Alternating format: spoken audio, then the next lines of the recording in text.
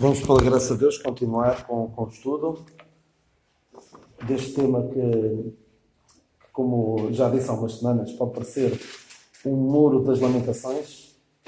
Não é esse o meu objetivo, é quase um toque a reunir.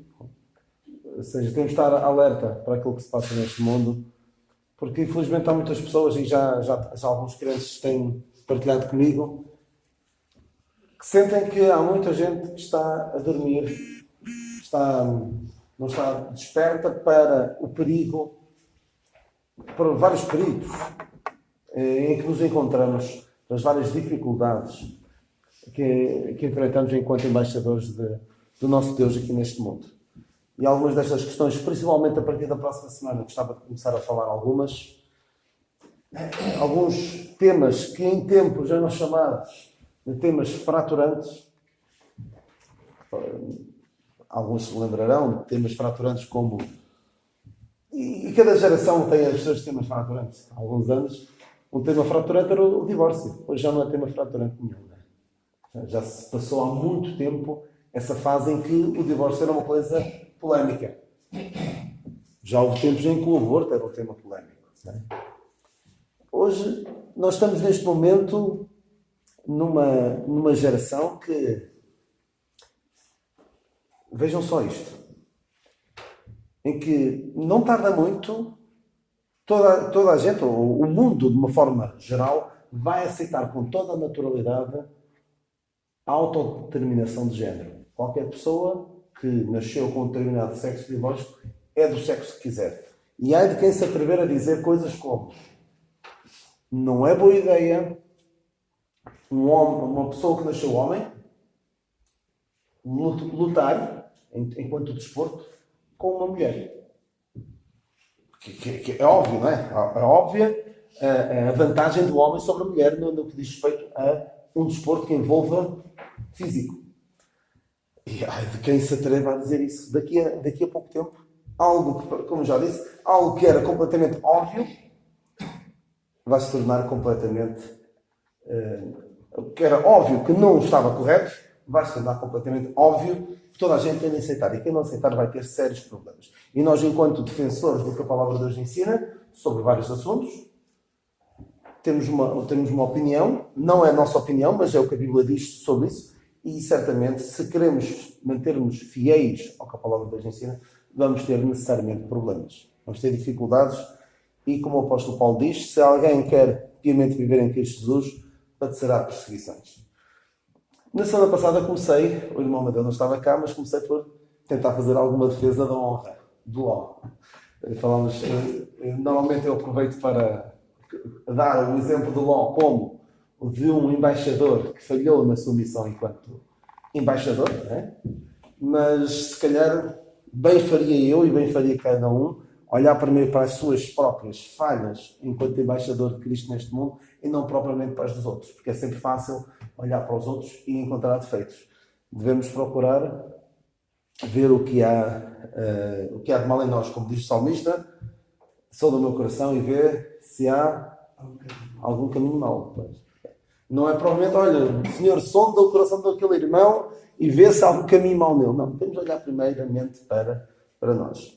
Ora bem, nós na semana passada falámos um pouco sobre como é difícil expor o Evangelho hoje em dia, porque as pessoas não estão, do modo geral, não estão preparadas, não estão receptivas a uma mensagem do Evangelho tão simples como o Evangelho que nós pregamos, querendo o Senhor Jesus Cristo como teu único e suficiente Salvador, aquele que morreu na cruz pelos teus pecados e ressuscitou para a tua justificação. É o único modo pelo qual podes ser reconciliado com Deus. Uma mensagem tão simples quanto esta. O homem quer sempre complicar, quer sempre acrescentar algo. E o homem, quando procura melhorar a obra de Deus, eu dei um exemplo. Qual foi o exemplo que eu dei de alguém que tentou melhorar umas instruções muito claras de Deus? Quem foi? Um rei. O primeiro rei de Israel, Saul. Falhou redondamente, foi uma falha grave no seu reinado, e até levou aquele... Foi nessa altura que ele até perdeu o seu reino, devido a isso. No seguimento dessa situação, que ele até rasgou o manto de Samuel e ele disse que o teu reino será rasgado de ti, será dado ao teu alguém que é melhor do que tu. Já não lembro bem qual é a expressão que ele usa, mas foi ali que ele perdeu o seu reino. E porquê? Porque foi a gota d'água, por assim dizer. E porquê? Porque Deus deu-lhe uma instrução muito simples e ele quis aperfeiçoar, por assim dizer. E a ideia de algumas pessoas é que as nossas obras aperfeiçoam. Aperfeiçoar como? Como é que eu posso chegar a uma obra de arte e querer melhorá-la? Não dá, é impossível.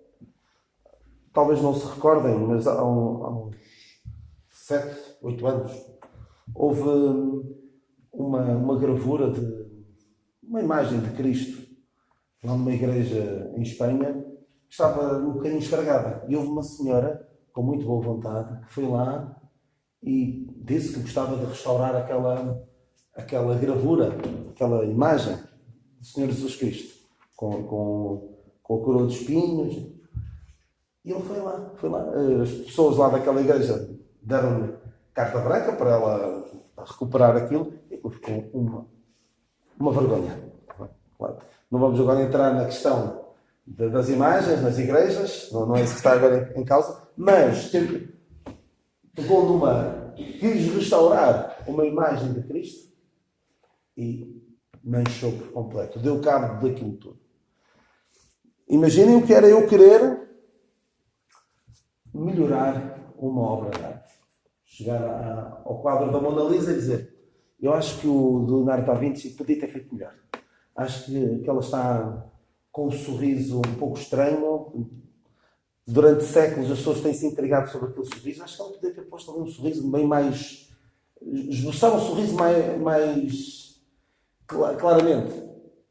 Podia achar eu, mas vou ser eu que vou querer melhorar a obra de um mestre.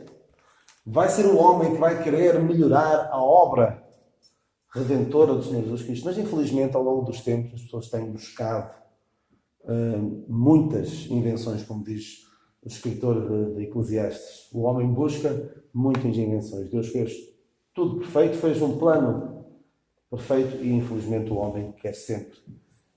É aquela carne que o leva a querer fazer algo, a sentir-se útil. Porque o Evangelho da Graça de Deus, de facto, deixa o homem completamente de rastros, sem qualquer hipótese, sem qualquer valor para por ele próprio se redimir. Não há nada a fazer.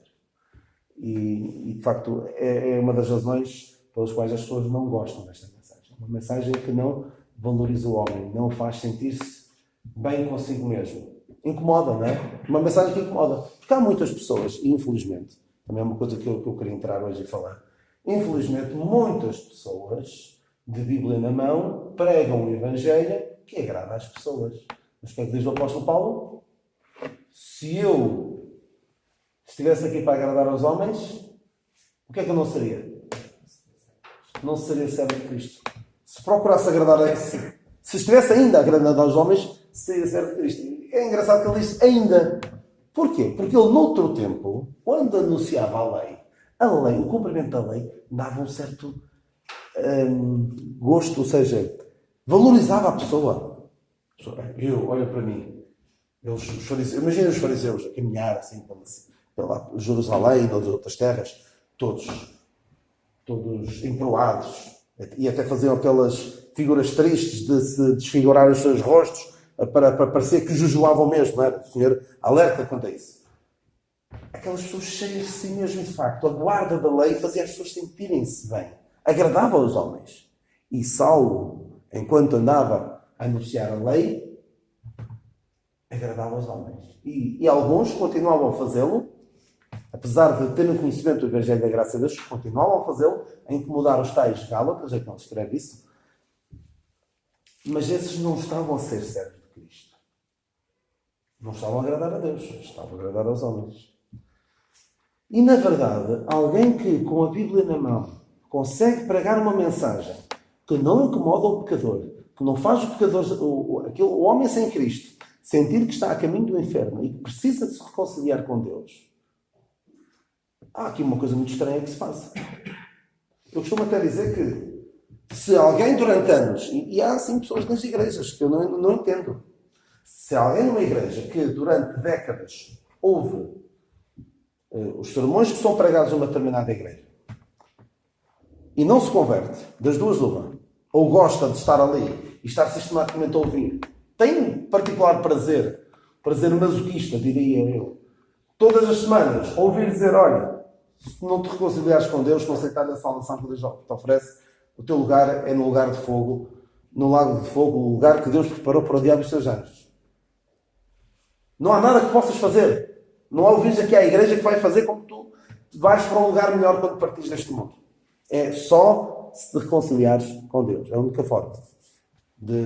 E não é só questão de livrares do inferno, mas se vais não fosse, ao menos isso. Mas se uma pessoa anda décadas a ouvir pregações numa determinada igreja e não se converte, das duas uma, ou gosta daquilo, o que é muito estranho, ou então, isso acontece em muitos sítios, infelizmente, não é pregar o Evangelho da Graça de Deus, é pregar uma mensagem que entretém as pessoas, faz as pessoas sentirem que fazem parte daquele grupo e não as faz sentir a necessidade que têm de se reconciliarem com Deus. Não se fala de pecado, não se fala de inferno. Para que falar disso? Senão as pessoas vão sentir-se incomodadas e depois as pessoas deixam de vir e é desagradável. Até incomoda-me um pouco. Isto é só um pequeno à parte. Incomoda-me um pouco que... Mas eu sei que isto não é bem incomoda-me, mas acho que não se devia fazer isso. Muitas vezes na minha igreja local há uma mensagem que é de evangelização, há um culto que é de evangelização. E passam-se, às vezes, semanas ou meses, sem ouvir uma única mensagem de evangelização ao domingo. Se é domingo, é de evangelização, devia ser. E quem prega diz, irmãos para aqui, irmãos para ali, pensa que está a falar só para crentes. E acho que devemos, mesmo que achemos, olha, são todos crentes, são todos do Senhor. O Evangelho da Graça de Deus deve ser anunciado. Se é de evangelização, é de evangelização. Até para quem ouve, mesmo seja do Senhor, já seja crente, ouça alguns versículos, pensamentos, argumentos que possa até depois usar no seu evangelismo pessoal. Mas infelizmente caiu-se num certo hábito de há uma mensagem de evangelização, mas a mensagem não é de evangelização. Parte do princípio que é tudo crente. Já anda aqui toda há tanto tempo, eu já conheço estas caras todas, são todos crentes. E nós conhecemos casos, e penso que até foi na igreja de Santiago de Ribolo, que alguém se converteu depois de décadas de ouvir o Evangelho, não foi, irmão Francisco? De décadas.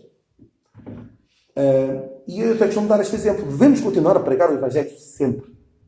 Quanto mais não seja ao domingo. Porquê? Porque o domingo, particularmente na igreja em Fontainhas, como é o culto onde está mais gente. Há pessoas que só vão àquele culto. Há crianças que vão àquele culto. E as crianças têm que começar a ouvir o Evangelho desde bem cedo. Nunca sabemos quando é que elas vão tomar a sua decisão por Cristo. Portanto, uma mensagem clara, simples e profunda de uma exposição do Evangelho deve ser sempre anunciada, mesmo nas nossas igrejas. E às vezes vamos deixando a coisa andar porque, olha, já todos andamos aqui há muito tempo, nem vale a pena estar a anunciar o Evangelho, da graça de Deus. Uma mensagem de evangelização. Acho que compreendem o que eu quero dizer. Mas, infelizmente, pior do que isso, é alguns que têm à sua frente descrentes, pessoas que sabem que são descrentes e não lhes anunciam o Evangelho. Era só o que faltava. Perante uma plateia de pessoas que sabem que a maioria deles são descrentes, não pregar uma mensagem de evangelização é impensável. Temos um público minimamente receptivo e que não nos vai, como eu acho que já disse aqui algumas vezes, à partida não vai começar a fazer perguntas, não vai estar a colocar objeções na nossa evangelização, coisa que o senhor pessoalmente pode haver, não é? Portanto, é uma oportunidade de ouro para anunciar o Evangelho. E há pessoas que, infelizmente, perdem uma oportunidade. Já ouvi falar de casos em que pessoas convidaram especificamente uma pessoa descrente para vir, para ouvir o Evangelho, uma mensagem que tinha-lhes sido dito que ia ser de evangelização, e chegam lá e a pessoa fala tudo. É assim, claro que as pessoas podem converter-se com qualquer passagem das Escrituras. Já há pessoas que converteram-se com Gênesis 5 e morreu, e morreu, e morreu, e morreu. Mas eu acho que qualquer pessoa que sobe um púlpito e sabe que tem pessoas descrentes à sua frente, tem de ter este peso da responsabilidade. Mas há pastores movidos esses são os piores, movidos pela ganância, movidos não sendo servos de Cristo, mas querendo agradar aos homens, anunciam um evangelho bonito, que fala de Deus, que fala de um Jesus que está aqui para dar um jeito na tua vida, para melhorar a tua vida, quando não há possibilidade de fazer melhoramentos, um upgrade, não é? Pegar no que está e melhorar.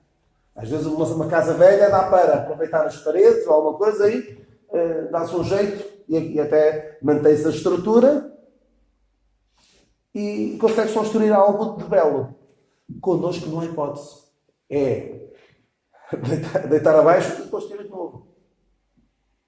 O Evangelho da Graça de Deus, eu tenho dito várias vezes, basicamente diz ao pecador: tu és tão mau, tão mau, tão mau, que nem Deus te pode dar um jeito. Tu tens de morrer com Cristo, ser sepultado com Cristo e ressuscitar com Cristo para uma nova vida. Porque não há maneira de fazer nada por ti, de outra forma. Algum pensamento, irmãos? Queiram dar? Não? Francisco? Não? O Evangelho da Graça de Deus, já, como eu tenho dito, já não é fácil de aceitar por parte do homem. Por isso, quando quem o expõe ainda complica a coisa, não anunciando o Evangelho da Graça de Deus, é terrível. Um irmão nosso que está numa igreja na Bélgica, o David Costa, que alguns de vocês conhecem, da igreja, quando estava cá em Portugal, estava na igreja em Alvar, e quando vem cá, costuma estar lá também, por vezes. Ele diz-me que na igreja onde ele estava, lá na Bélgica, que era uma igreja em língua inglesa, uma igreja internacional, era raríssimo, mesmo raríssimo, eu não sei se as coisas mudaram entretanto, era raríssimo ouvir uma mensagem de evangelização com cabeça, tronco e membros, com princípio, meio e fim. Porque era tudo falar de Deus. Interessa falar de Deus e que as pessoas vão daqui com o sentimento que levam algo, às vezes até são pequenos conselhos que sirvam para a vida. Mas de que é que serve? De que é que serve este livro, seguir este livro, alguns princípios deste livro, se não aceitamos a sua mensagem central?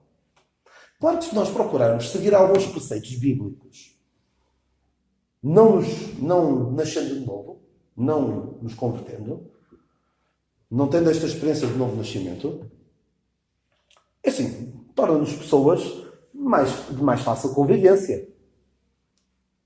Alguém dizia que se tu guardar os 10 mandamentos, é assim, vais ser uma pessoa com a qual é mais fácil de lidar, não é? Mas não te salva. Então temos de ter cuidado com o que anunciamos, e se as nossas mensagens, sistematicamente, numa igreja, são mensagens que podiam ser pregadas aqui, mas também podiam, da mesma forma, sem chocar ninguém, podiam ser pregadas numa igreja católica, ou uma da igreja dos Testemunhas de Jeová, ou numa igreja dos Mormons, cuidado. Não vou dizer que às vezes não há, já ouvi mensagens muito interessantes, que poderiam ser pregadas em muitos outros sítios.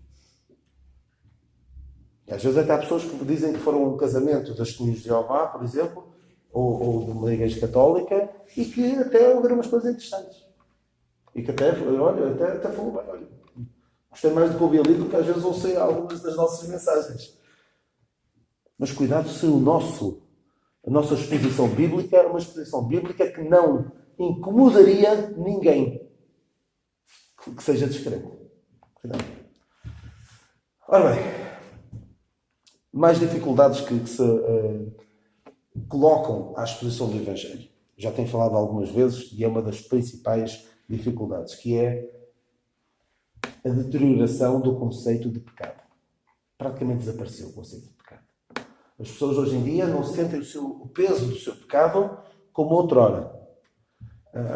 Aquele cântico 46, que é o cegueira e vista, com cego eu andei, perdido vaguei. Alguém tem assim à mão o inário? Eu sei que eu tenho aqui, mas não tenho facilidade. O 46 que diz, que a dada altura diz que sobre mim senti o peso da lei. O 46, se puderem ver rapidamente, penso que é a segunda ou terceira estrofe. Sim. A última é tão feliz me senti desde que conheci esse imenso e imutável amor, mas agora não estou a lembrar da estrofe que queria. Diz. Eu por isso fugi, em Jesus me escondi, e refúgio seguro nele achei. Exatamente. Então como é que é? Mas um dia senti meus pecados e vi sobre mim o castigo da lei.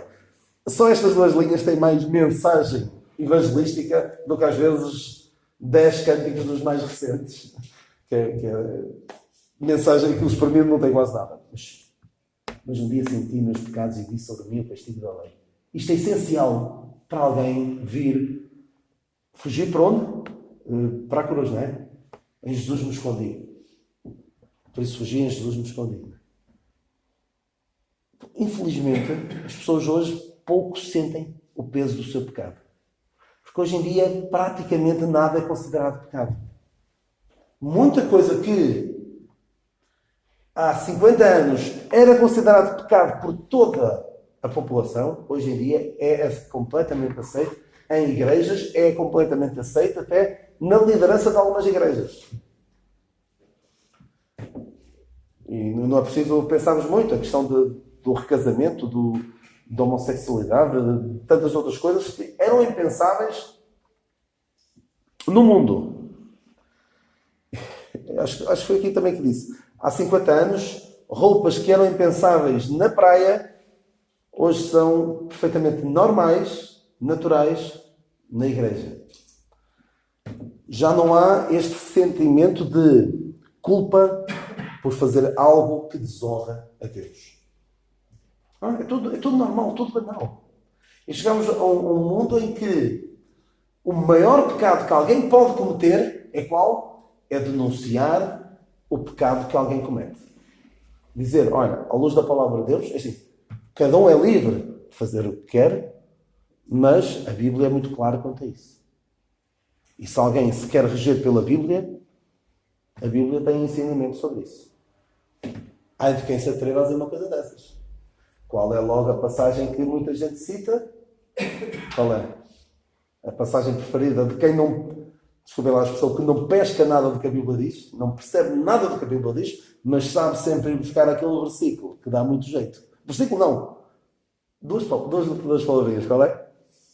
Não julgueis, não é? Alguém até publicou uma fotografia que eu depois também republiquei no Facebook, que era como algumas pessoas leem a Bíblia. Então era Mateus 7, dizia não julgueis, e depois aquilo continua por aí fora. E estava tudo riscado, menos o não julgueis. Porque as pessoas gostam daquilo e não julgueis. E quem se atreva a julgar o que outra pessoa faz. Mas a mesma pessoa, o Senhor Jesus Cristo, que disse isto, também disse não julgueis segundo a aparência, mas segundo a reta medida ou justiça?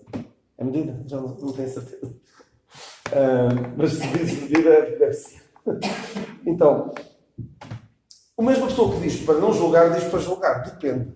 Estou convencido de que quando ele diz, e lendo o contexto de Mateus 7, ele está a falar dos hipócritas, dos fariseus hipócritas, não é? Tens uma trave no teu olho, não é? Reparas tu no argueiro que está no olho do teu irmão, não é? Está a falar daqueles que julgam os outros, querem julgar os outros, mas não se querem julgar a si mesmos. Eu não tenho problemas nenhuns em que alguém julgue a minha vida segundo a palavra de Deus. Julgando, ou seja, julgando segundo a reta medida. Que é a palavra de Deus. Não tem problema. Claro que vou encontrar muitas falhas em mim. Mas agora, que ninguém me venha dizer, não podes julgar a vida dos outros segundo o que a palavra de Deus diz. Temos de analisar os comportamentos à luz do que a palavra de Deus diz. E quando alguém sai da reta medida, daquilo que está estipulado por Deus, claro, é isso que temos de chamar de pecado. Não é muito difícil perceber isso, mas infelizmente o conceito de pecado está quase arredado da sociedade, está quase arredado dos púlpitos, até. Já vos disse de uma Bíblia que não tem a palavra pecado, o que é ótimo, não faz com que a pessoa não se sinta culpada, mas quem não sente a culpa do seu pecado, o que é que não lhe pode acontecer? O que é impossível acontecer a alguém que não sente a necessidade, não sente o seu pecado? Não sente a necessidade de um Salvador. E não sentindo a necessidade de um Salvador, não há necessidade de salvação. Isto é terrível. Torna muito, muito difícil a exposição do Evangelho. Por se falarmos de pecado, parece que estamos a falar uma linguagem que as pessoas não entendem. E se calhar, nós avançando uma geração, espero eu, daqui a uns 10 ou 20 anos, o Lucas a tentar evangelizar alguém e estar a falar uma linguagem que essa pessoa não entende. Pecado, o que é isso? E a ideia que muita gente fica de pecado é algo que, na melhor das hipóteses, é um conceito criado pela religião para manter as pessoas debaixo de um conjunto de regras, manter as pessoas presas. E na pior das hipóteses, é bom, pecado é bom, não é? Não começamos já a sentir, já há muito tempo, na publicidade, na indústria do cinema, na música, que o pecado é bom. Não ouvem isso? Não é essa a ideia que passam? Sei que já vi lojas, doce tentação, doce pecado, também já vi doce pecado. Que você entende que isto faz? Mas é bom ser tentado. Olha que bom ser tentado. Tentação não é boa, não é? Mas o mundo quer passar-nos a ideia, vender-nos a ideia do que o pecado é bom ser tentado. É terrível isto. Eu já tenho dito isto várias vezes, mas lembro-me de uma música, que se calhar alguns se lembrarão, que dizia assim: quando o pecado mora ao lado, lembram-se do resto da música? Quando eu pensei cantar, podia cantarolar isto, mas não vou cantarolar. Quando o pecado mora ao lado, a vida ganha outra emoção. E depois diz qualquer coisa que a palavra inferno cabe todo na palavra solidão. Ou seja, também minimizam o conceito de inferno. Também outra coisa que tem acontecido é que o próprio conceito de inferno também tem sido desvalorizado. Então, o pecado deixou de ser algo que deve ser lamentado, chorado, reconhecido, lidado na cruz e deixado. E não algo que eu devo alimentar e que eu devo ter prazer naquilo. Mas é mentira que nos vende. O pecado é bom. Quando o pecado mora ao lado, a vida ganha outra emoção. Ou seja, eu ter a oportunidade de ter o pecado ali mesmo ao lado, não é? O pecado já à porta, não é? Não é? O pecado já à porta, Deus a Caim. É bom ter ali o pecado mesmo à mão de semear. Imaginem o que é, todos os dias, ou várias vezes ao dia, termos o pecado mesmo ali, a tentação mesmo ali ao lado. Imaginem José. Todo o dia, a mulher de Potifar a tentá-lo. E eu, que bom é isto. Eu quero ter uma mulher daquelas a interessar-se por mim. Não, eu tento fugir. O pecado não é bom. Não é bom nós termos gosto em estar próximo do pecado, mas o mundo vende-nos a ideia de que o pecado é bom. Há uma senhora que já partiu para a eternidade, uma feminista, mas não é daquelas feministas de primeira vaga. A primeira vaga de feminismo, muito bem, as mulheres terem os mesmos direitos dos homens de votar e não serem uma escrava praticamente dos maridos, como em tempos praticamente era assim. Mas depois houve uma segunda vaga e agora estamos numa terceira que ainda é pior. Mas a segunda vaga de feminismo é a mulher ter os mesmos tipos de comportamentos dos homens, não se preocupar com o cuidar da casa. Ou seja, a mulher pode ser independente, deixar de estar em casa com os seus filhos, isso até é mau, és uma falhada. Então esse tipo de feminismo que foi vendido às mulheres e muitas foram atrás disso e para prejuízo próprio e prejuízo das suas famílias. Ou seja, abandonaram os seus lares e dedicaram-se em demasia, em muitas delas dedicaram-se em demasia às suas carreiras. Então esta feminista dizia assim, não estou a dizer que as mulheres não podem trabalhar, não é isso que eu estou a dizer. Mas foi levado a um extremo e agora está ainda pior. Depois também, nesta mesma onda de feminismo, veio a questão do aborto. Porquê? A mulher e o homem têm de ser iguais. Então, se quando há uma relação sexual, o homem pode ir embora descansadinho, que não fica grávido, porque é que a mulher há de poder justificada? Com este peso, tem de haver igualdade. E como é que pode haver igualdade? É a mulher ter direito sobre o seu próprio corpo. Então, se a mulher, depois de uma relação sexual, ficar grávida, há a solução, é o aborto. E isto eles chamam, estas feministas, que isto é inspirado por Satanás, o que é que dizem? Justiça reprodutiva. É o nome que dão. Ou seja, homem e mulher em pé de igualdade. Porque é só o que faltava. Porque é que a mulher há de ser... de ficar em desvantagem numa situação destas? Terrível. Então esta mulher dizia o seguinte: as meninas boas vão para o céu. O que também não é verdade, não é? As meninas boas vão para o céu. Mas as meninas más vão a todo lado. Basicamente, o que é que ela queria dizer? Se tu queres ser uma atada, uma menina assim, uma santinha, um dia vais para o céu. Mas se tu queres ser alguém na vida, se queres desfrutar da vida em condições, não podes ser uma menina boazinha, tens de fazer as tuas marotizes também. É isto que o mundo vende. E muita gente foi atrás disso. Para prejuízo próprio, prejuízo da sua família, prejuízo acima de tudo da sua alma. Quantas pessoas não partiram para uma eternidade sem Cristo? Muito por causa destas mentiras diabólicas que têm sido vendidas por pessoas mal intencionadas. Então o pecado é praticamente inexistente na nossa cultura. Como eu já disse, até na própria exposição do Evangelho.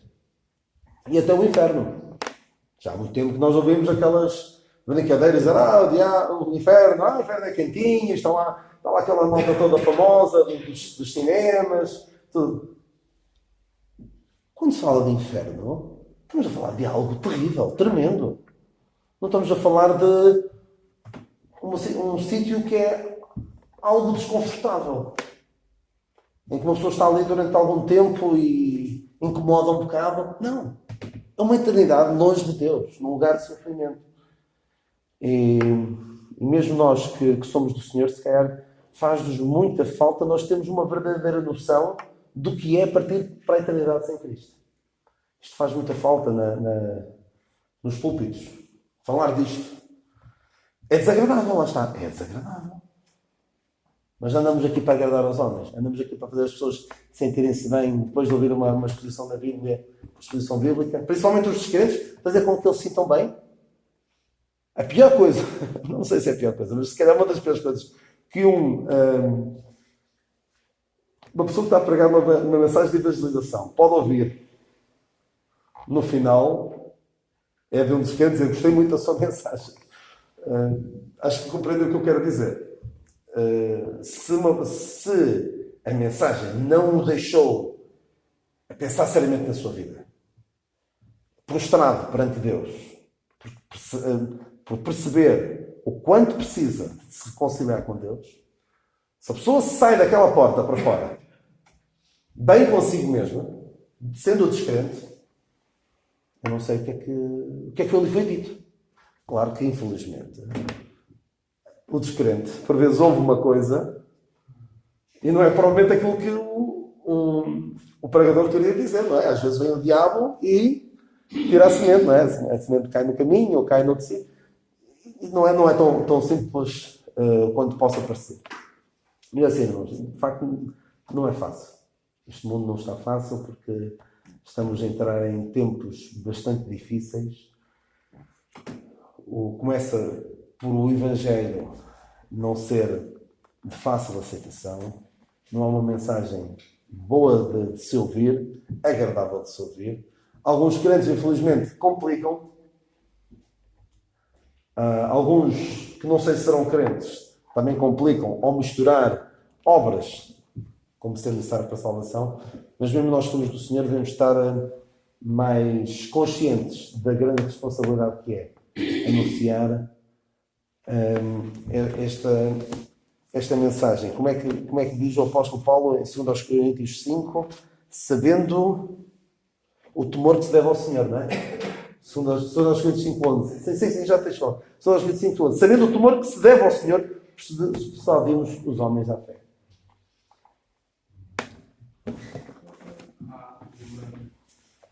Algumas coisas que são inerentes a essa questão de mensagem pregada hoje são as mensagens que não falam de cá. Como tu disseste, no sentido de que, como está difícil pregar a mensagem hoje, Genuína, porque ela é direcionada ao pecador, que põe em causa exatamente o ser humano e a vida e os princípios e tudo isso. Hoje, como tu falavas, em muitos lados prega-se um evangelho soft. É um evangelho social. Exatamente, social e soft, e social no sentido de quê? Porque vai ao encontro do bem-estar das pessoas. Não vai chocar, não vai abalar as consciências das pessoas, não vai fazer a pessoa sentir-se mal, não é? Porque, enfim, é um evangelho que é adaptado à minha forma de ver, à minha maneira, não vai pôr em causa nada daquilo que eu faço, daquilo que eu digo e como eu vivo. E isso tem outra vertente. A razão disso é porque o Evangelho tornou-se um comércio. Sim. E tornou-se uma profissão para pastores e para doutores e para que aparecem todos aí, não é? Cheios todos a trabalhar, cheios de títulos, não é? E pastor tal. E porquê? Porque eles precisam de ganhar o vencimento deles, do ordenado deles. E se eles pregarem um evangelho desses, os locais onde eles estão não se enchem. Claro. Agora pensemos numa coisa. Pensemos em Noé, que andou 120 anos a pregar a mensagem. Alguém deu ouvidos a Noé, mas Noé andou a pregar a mesma mensagem desde o primeiro dia até completar os 120 anos. Ele não mudou a mensagem. Exatamente. E a mensagem era sempre a mesma, que era a mensagem que... Mas ninguém quis ouvir. Mas ele... Devia ter encontrado... Nós não temos que mudar a mensagem para ter pessoas. Sim. Nós temos que falar a mensagem que Deus quer que se fale e que manda falar. E as pessoas que vão ouvir, elas ouvirão. Claro. Ele poderia ter contratado uma agência de comunicação para ajudar a... Como é que eu vou? Não é que a ouvidos? Ando aqui há 100 e tal anos a pregar, ninguém me segue, ninguém quer dar ouvidos a isto. Não é? Eu não faço ideia. Não faço. Devemos especular assim. Não é assim. Lá vem um maluco de Noé. Para já é maluco que anda lá a fazer aquela arca, não é? Está a falar que vai chover, que nunca choveu. Nunca choveu na terra, nunca tinha chovido. Por outro lado, para lá vem ele endureceu, não é? Vem lá sempre com aquela letra, com aquela linguagem, com aquele discurso. Portanto, essa é a questão. É que nós não temos que mudar a mensagem. Nós temos que pregar o Evangelho puro do nosso Senhor Jesus. Pregar Cristo segundo a relação do mistério. E pregar Cristo segundo a relação do mistério é oferecer Cristo às almas para a sua salvação. Sim. Pela fé. Claro. Mas o problema é que o público-alvo vai estando cada vez mais desligado de tu até falaste na semana passada da questão, enquanto, à medida que as pessoas se afastam de Deus, o conceito de Deus vai se desvanecendo, o próprio conceito de pecado também. Mas depois há outra parte que é interessante e muito importante, que nós nos esquecemos. É que quanto mais o Evangelho choca, não é? Porque hoje, por exemplo, reparem uma coisa, que ainda há bocado falávamos disso, nos anos há 50 anos, nos anos 60, não é? Hoje, vem-se para os cultos, as igrejas, algumas raparigas, isso tudo, vestidas de tal maneira que há 40 anos ou 50, era proibido na praia. moralmente não se aceitava aquilo, nas praias, era indecente. Sim, sim. Não é? Então quer dizer, quando aparecia alguém daquela maneira, chocava. O que choca hoje não é aquilo que as pessoas estão a fazer. Aquilo que as pessoas vivem é o normal, é o dia a dia. Isto está instituído. Claro, claro. O que choca então hoje o que é? É o Evangelho Claro. pregado na sua pureza. Isso é que choca, porque vai abalar as consciências. Ainda que vai haver crítica, vai haver revolta, mas é o Evangelho que está a chocar. E essa é a parte positiva. Essa é a parte que pode fluir e ter efeito. E às vezes há até alguns crentes que até se sentem um bocado incomodados com o facto de ver outros Exatamente. a falar daquilo que a palavra de Deus diz. Eu faço ideia que alguns crentes estão a ver uma mensagem, quando ela é pregada de uma forma direta e clara, objetiva, do Evangelho de direção ao pecado. Alguns crentes, perante os crentes que estão ao seu lado sentados, eles até devem estar a inspirar, a sofrer as dores dele. E não devia. Mas estamos tão duros, tão duro, não é? Mas tenho ouvido. Sim. Foste muito duro. Vocês me permites, deixem-me tomar essa deixa para dizer que essa é que é uma grande preocupação, quando esta atitude ou esta reação se verifica no chamado meio das igrejas. Porque aí as coisas provam-se que já estão bastante mal. Mas queria também só dar esta alerta no seguinte, é que o inimigo não está a dormir e está com os seus alvos apontados para todo lado e para todas as faixas etárias, mesmo para os nossos irmãos mais velhos, que são mais conhecedores destes princípios e podem fazer uma leitura muito importante que até pode servir de ajuda e exemplo para os mais novos, mas em que o inimigo também está a bombardeá-los, nomeadamente com a televisão. A televisão está-se a tornar um instrumento poderosíssimo, sobretudo nesta questão de teorização, como tu falaste, do conceito de pecado. Eu gostei. Deterioração, deteriorar, ou seja, exatamente. Desvanecer. Diluir-se. Exatamente. E a questão é esta, por exemplo, o que é que nós assistimos à hora de almoço? Ou nos programas da manhã. Programas de entretenimento e mesmo naquelas crónicas onde os especialistas, não é? Que falam muito de justiça para cima, justiça e para baixo, falam acerca deste tema, do conceito daquilo que é mau e daquilo que é bom, do conceito daquilo que é crime e daquilo que não é crime. Baseiam-se, não é? Ao fim da própria lei civil. E mesmo que não concordem com algumas coisas, portanto, eles têm-se de manobrar de acordo com aquilo que é o ar, senão eles ficam mal vistos para a sociedade, não é? Claro. E só nisto nós já vemos uma grande hipocrisia. Porquê? Porque, por exemplo, eles cansam-se de, todos os dias, sem exceção, não é? Criticar, afundar, e em certo sentido, e bem, porque demonstram o erro grave que é dos maus tratos, certo? E a Bíblia também não admite isso. Claro. Mesmo no seio da igreja, aqueles que são responsáveis. Mas depois, a grande hipocrisia que nós vemos é nisto. Como a lei tolera a infidelidade e o adultério, quer dizer, eles passam uma esponja, quando esta é a principal razão, uma das principais, pelas quais há maus tratos, muitas vezes. E, portanto, eles lavam assim... Claro. E quando nós damos conta, os nossos irmãos mais velhos estão-se a esquecer da gravidade do pecado, do adultério e da infidelidade, a ponto de a própria lei de Deus trazer morte sobre este pecado. o que nós não vemos na questão do mau trato ou do espancamento, não é?